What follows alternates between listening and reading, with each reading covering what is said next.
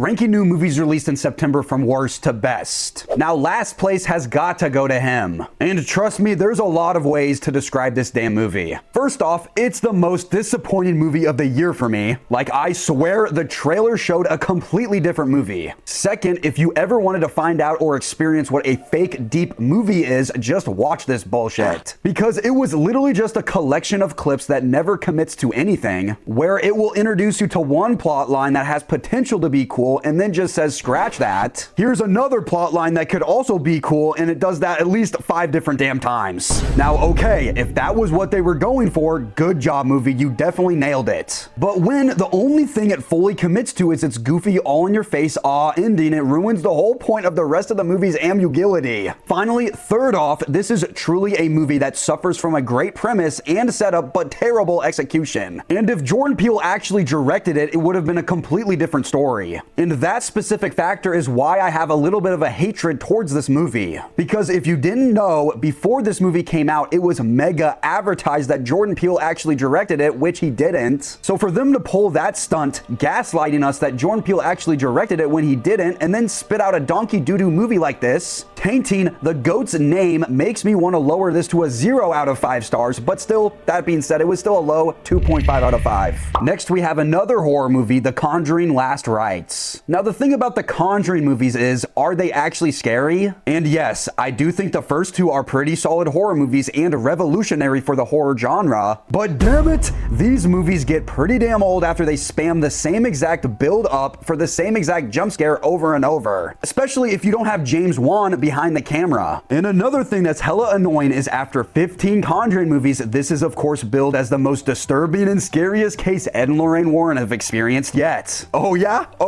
this has been the scariest case yet since I was fucking 12. But what I was worried about this movie would fall victim to is a long ass break from the scares, which it definitely has a 30-minute stretch where nothing remotely scary or entertaining happens. And finally, I do think the addition of the character Judy helped this movie tremendously. Because first off, she was very pleasant to look at, and she was a great duo for Lorraine, making her Sixth Sense ego tropes come off a little less corny. Cause Lorraine really just happens to know everything throughout all of these movies, and her little twiggle wiggle Sixth Sense ego tropes get so freaking annoying after a while, so low 3 out of 5. Next we got Marvel Zombies. Oh my god, Marvel Zombies, oh my god. Now I know this is a show, but it was rumored originally to be a movie, so I'm gonna count it as one so I can review it. Now, not gonna lie, my initial thoughts on Marvel Zombies were all negative because I haven't truly enjoyed a Disney Plus MCU show since maybe Loki season 1, and Marvel Zombies wasn't looking too promising, especially since it felt like the writers were trying to blend in with the cool kids by saying, hey, look at us, we can make stuff gory too if we want to, or look at me, we can do zombies too. And don't get me wrong, I judged the book way too hard by its cover because this actually wasn't that bad and I quite enjoyed it. Even though it did feel like Marvel made this just as an excuse to give screen time to characters we don't really care about or haven't really seen much since their origin movies. Like, why else would Kamala Khan, Shang-Chi, Awkwafina, Riri, and Kate Bishop all be the main characters? It just felt super obvious that they only made them leads to make us like them more when we didn't really care about them in the first place. But then again, it worked for me because I really disliked Kamala before this, and the extra screen time with her made me enjoy her more as a character. Now, another complaint I had is the quirkiness is at an all-time high. They would spam corny jokes and exaggerated animation nonstop. And again, normally I would hate that, especially with the characters I did not like in live action, and yet it works. It just works. I fell for that shit like a 58-year-old Facebook mom reacting to an AI video in 2025. Now, I do think I need to shine more light upon the over-exaggerated animation expressions, also known as a new term I made up as animation baiting. Because although I do like this animation, it's gotten completely out of hand, especially with this and K-pop Demon Hunters. Now, again, even though these aren't bad movies, I'm scared that other studios will take advantage of this type of animation baiting and to catch on that you can make a shitty movie and just spam animation bait and people will like your shit movie even more. But still, I'm overall impressed with Marvel Zombies and Phase 6 of the MCU, because I actually cared about what was happening, which I haven't felt in a hot minute, especially for any Disney Plus TV show, so this has got to be a 3.5 out of 5.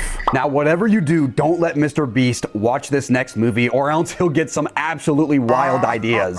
And that movie is none other than The Long Walk. Now, as you probably know by now, this movie is about a long walk where a boy from each state volunteers Hunger Games style to compete in said walk until death or victory with the prize of an immense amount of wealth and one wish. Now, I like how this movie actually shows and goes over all the small issues you'd instantly question for this type of premise, especially with bathroom breaks and what happens when it comes to sleeping. You're constantly reminded this movie is rated R because where other films would pan away to avoid gore, this one definitely doesn't, and I respect the hell out of it, which adds to the bleakness of the film, and also adds to what the overall themes were going for with scenes like at least 5 headshots which were all shown. The scene involving a hill was a complete massacre. There was a lot of bathroom break doo-doo shenanigans, and poor number 49 who walked at least 10 plus miles on a broken ankle, which they showed all of. And finally, there was just something about the way all of these bros developed such a strong bond during their long walk that created a few great emotional moments, and I would be lying if I did not shed a tear. So even though I initially had this as a high 4 out of 5, I had to move it up to a low 4.5 out of 5 because it deserves to be on that level. Because this is without a doubt a top 5 Stephen King movie adaptation of all time. Now, if you've been watching my videos for some time now, you know what time it is. It's time for me to speed rank all of the movies that I watched in this month of September that came out in 2025 but didn't actually come out in the month. And let's say 2 minutes and 15 seconds. Now that this movie was officially the most watched on Netflix ever, I had to see where the hype was all about. And I am 100% not the target audience for this movie, but I still found myself quite enjoying it. I actually did care about the characters, so obviously I gotta rank all of the members of Hunter X now. Up first, we got Mira. She's the tall, monotone, sassy one, so she's easily last. Next, we got Zoe, who's the quirky, innocent, and eager one, who was very close to being number 1, but Zoe and Mira just didn't get as much screen time as the GOAT, who is Rumi, the leader with a lot of problems. Now, like I was saying previously in the video, this movie is a prime example of animation baiting, where it is filled with quirky, awkwardly over-exaggerated girl comedy, which is definitely not my type of comedy at all, but it does the damn animation baiting where I found myself not really minding all the quirky humor, which is a very deadly, deadly tool if studios understand how to use this animation baiting correctly or incorrectly. Now, this Charlie Sheen documentary was split up into 2 parts, part 1 being insanely entertaining and easily a 4 out of 5, but part 2 was hella boring as a 3 out of 5. They just brushed past a lot of things I wanted to know more about, and it felt like they were scared to share all of the raw details with the audience. So this one overall evens out to be a 3.5 out of 5 Netflix doc. And easily in this SpeedRun number 1 spot, we have Tim Robinson's Friendship, which is easily the best movie to do whatever it was trying to do of all time. But if you've never heard of this, it is literally just one long A24 stylized I think you should leave sketch, filled with consistent, secondhand, embarrassing, and cringe-worthy scenes. So obviously, here are the top 3 cringe-inducing moments in this movie that made you want to rip out your eyelids. Up first, we got when he stood on the chair and gave a toast to his wife when they all wanted nothing to do with him. Next, we have when he pulls up to Paul Rudd's work after the Canon event night, which physically hurt my soul. And easily the number 1 spot has got to go to the Canon event scene, where he knocks out Paul Rudd and then puts soap in his mouth, which is truly just an insanely hard watch. I'm a bad boy. I'm sorry. What did I do? I gotta go home now. Yeah, me too. Yeah. Now, before the number 1 spot, if you've gotten to this point in the video, please leave a like, follow, and comment your favorite movie of September, and help me get the 1K for the love of God. And easily in today's number 1 spot for the best movie in September, we have the movie that everyone's been saying is the movie of the year. We got One Battle After Another. Now, just like Weapons, I thought this was going to be the movie that everyone can agree upon being the best movie of the year, or that they ever have witnessed. But still, people have somehow found ways ways to complain about it. Now, a worry I had going into this was, will it weirdly get political enough to take me out of it? And the answer to that is absolutely not. Instead, the movie was packed with jokes that forced that part not to be taken too seriously, especially with Bob, who is just the most based character of the big 2025. But that right there is what makes me a little upset, because people were actually complaining that the movie didn't get political and was too funny, and the funniness outweighed the message PTA wanted to share with the audience. But I think the goofiness of the movie is why I liked it so much. I wouldn't have liked it if it took itself too seriously, especially if it started to become a political propaganda statement like I guess people wanted it to be. Like, why would y'all want a movie to become political? If anything, this movie had a better message of just reminding us what true cinema can be. Like, did you not watch one of the sickest car chases I have ever seen put on screen?